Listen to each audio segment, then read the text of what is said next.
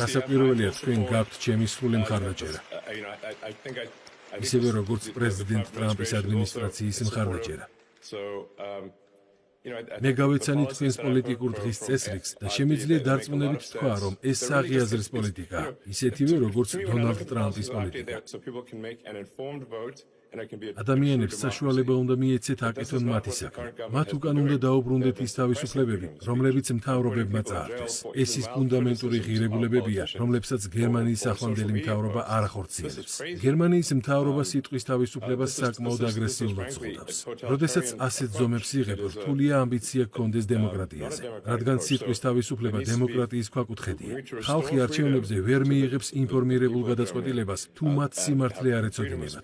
ახლანდელი მთავრობა სრულიად საპირისპიროს აკეთებს. ისინი პრაქტიკულად ციხეში სვამენ ადამიანებს, რომლებიც მსუბუქად აკრიტიკებენ პოლიტიკოსებს. ეს სიგიჟეა და ტოტალიტარიანული მიდგომა. ამიტომაც საჭიროა უფრო მეტი თავისუფლება მიეცეს გერმანელ ხალხს. სიტყვებით საკმარისად ვერ გადმოვცემ, თუ რა მნიშვნელობისაა მომავალი არჩევნები. გერმანიის გამოიწერე და გაიგე ამბები ლიბერალური ცენზურის გარეშე.